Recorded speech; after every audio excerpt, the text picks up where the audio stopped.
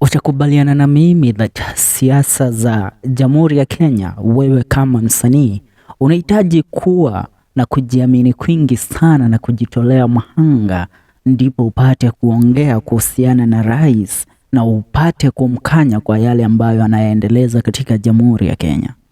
Now speaking about this, kuna wasanii wengi ambao tumewaona wakitokea in form of activism na kuwa wanaharakati kwa nyimbo zao, na hatutosahau Muigai wa Njoroge ni kati ya wasanii ambao walipata kuikimbisha vikali sana serikali ya mzee Mwai Kibaki na serikali yake rais mstaafu Uhuru Muigai Kenyatta, na alisifia sana serikali yake William Ruto ilipoingia madarakani. Lakini ni kipi ambacho serikali ya William Ruto imeweza kuwagea Wakenya kwa sasa, na ni nini ambacho imeweza kufanya kile ambacho tunaweza jivunia na mtu kutoa na kuimba nyimbo kwa sasa akisifia serikali ya William Ruto?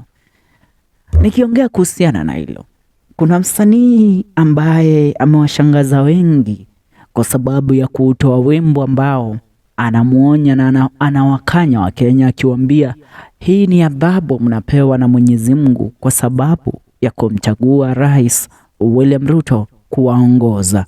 Now nikiongea kuhusiana na ile, this is a Kikuyu artist, a popular Kikuyu musician, Ng'ang'a wa Kabari.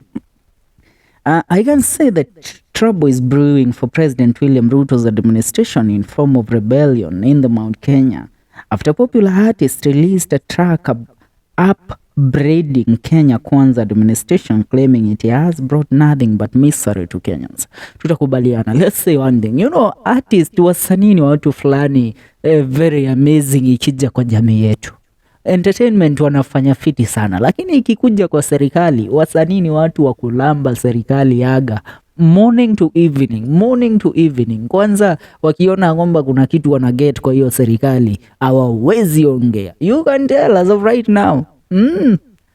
Tumeona wasanii wengi, people with activism songs, people like Kamaro stood for what they believed was right. People like the Matthew stood for what they believed was right.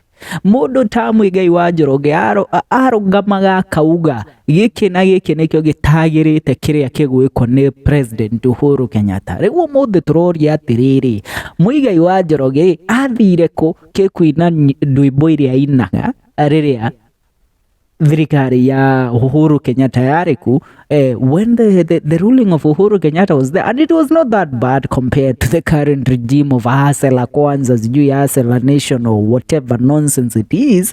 Now going forward with this song by Ng'ang'a wa Kabari, now the renowned musician Ng'ang'a wa Kabari has left tongues waging after he composed a song dubbed ZAKAYO, in which he says Ruto's presidency is a punishment from God. Ng'ang'a hints out at religious leaders, accusing them of leading Kenyans astray by urging them to elect Ruto after they pocketed billions from him. Now he says, I realized we were doomed the day ZAKAYO was sworn in. I knew God had given us into the hands of King Nebuchadnezzar as a punishment, he sings. God, we beseech you to save us from this man. We regret we were misled by preachers into voting for him. Now we are in deep hole and we are crying for help, but no one is coming to rescue us. We were told ZAKAYO would be our savior, but he has turned out to be our tormentor.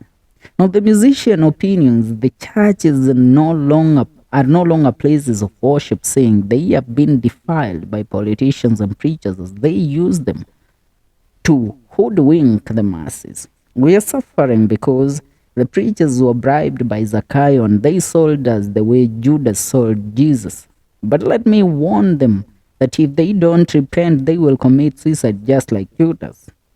Ng'ang'a said God got furious with Kenyans after they described the hustlers when he has blessed them with fertile land and conducive weather, all which they took for granted. During the 2022 campaigns, Ng'ang'a was among few Kikuyu musicians who didn't align themselves with any political coalition but chose to sing peace songs. Now, right now, Ng'ang'a has chosen the path of activism.